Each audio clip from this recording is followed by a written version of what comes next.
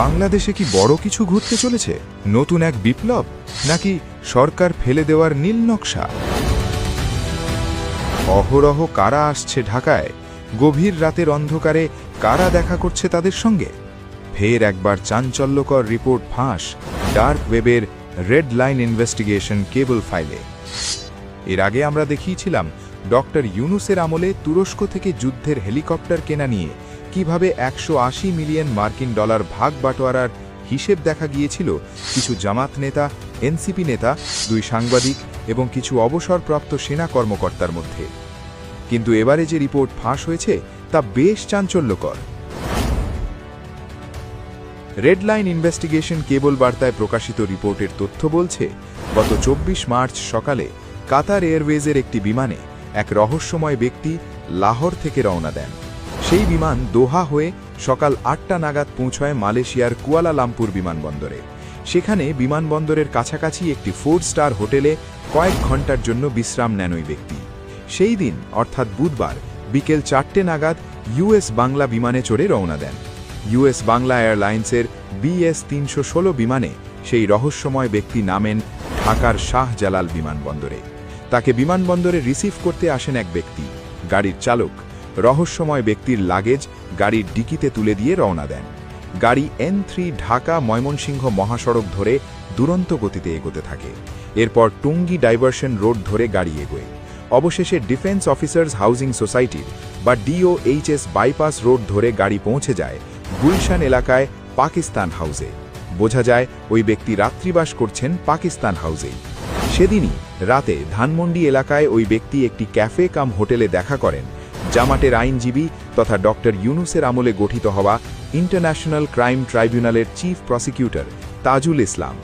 এরপর এই রহস্যময় ব্যক্তি গাড়ি নিয়ে যান কাছেই থাকা একটি বিলাসবহুল হোটেলে। সেখানে তার জন্য বুক করে রাখা ছিল একটি সুইট। রাত 11টা নাগাদ সেখানে তার সঙ্গে দেখা করেন 2 সুন্দরী নারী। তারপর গভীর রাতে সেই হোটেল থেকে ফের পাকিস্তান হাউসে ফেরেন ওই রহস্যময় ব্যক্তি। আপনাদের মনে হয়তো প্রশ্ন জাগছে, কে এই ব্যক্তি? তাহলে রহস্য উন্মোচন করা যাক। ব্যক্তির নাম জুনায়েদ আহমেদ। তিনি ঢাকায় এসেছেন পাকিস্তানের সাধারণ নাগরিক পাসপোর্ট নিয়ে। তিনি একজন ISI এর পদস্থ কর্তা। তাই তিনি সাধারণ পাসপোর্ট নিয়ে আসার পরেও বহাল তবিয়তে থাকছেন পাকিস্তান হাউসে। আপাতত যে ঘটনার কথা শুনলেন রেড লাইন ইনভেস্টিগেশন কেবল বার্তায় প্রকাশিত রিপোর্টের হিমশৈলের চূড়া মাত্র, যা আমরা বিস্তারিত জানতে পারলেও আপাতত বলছি না। সেই রিপোর্টে ইতিমধ্যেই প্রকাশ পেয়েছে তিনি কতদিন থাকবেন, কোথায় কোথায় যাবেন এবং কাদের সঙ্গে বৈঠক করবেন। হয়তো আগামী দিনে কোনো পর্বে আলোচনা করব, তবে তার কিছু ইঙ্গিত দিয়ে রাখি এখানে। সেই তালিকায় রয়েছে কিছু BNP নেতার নাম, NCP নেতার নাম এবং জামাত নেতার নাম। এছাড়া বাংলাদেশে কর্মরত কিছু সাংবাদিক, আর রয়েছেন প্রাক্তন অবসরপ্রাপ্ত সেনা অফিসার। পাক ISI এজেন্টের ঢাকা সফর এবং তার গতিবিধির রিপোর্ট রেড লাইন ইনভেস্টিগেশন কোথায় পেল? তারা জানিয়েছে ডার্ক ওয়েবে একটি এনক্রিপ্টেড ফাইল থেকে। সেই ফাইলে রিপোর্টটি লেখা হয়েছে মান্দারিন ভাষায়।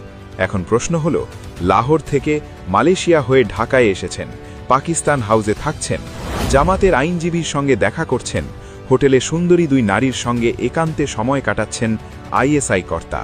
আর তার গতিবিধির ওপর নজর রেখে কারা রিপোর্ট কাদের কাছে পাঠাচ্ছেন? এই পুরো রিপোর্টের নির্যাস যেটি দাঁড়াচ্ছে, বাংলাদেশ কি প্রাচ্যের ভিয়েনা হয়ে উঠছে? এক অদ্ভুত নজরদারির রহস্যময় জাল বিছানো হয়েছে বাংলাদেশ জুড়ে। বিদেশি কারা কখন আসছে, দেশ ছাড়ছে, সব কাদের নজরদারিতে থাকছে? বাংলাদেশের উপর কড়া নজর রেখেছে পাকিস্তান। গোপন কর্মকাণ্ডের ঘাঁটি তৈরির চেষ্টাও তারা চালাচ্ছে।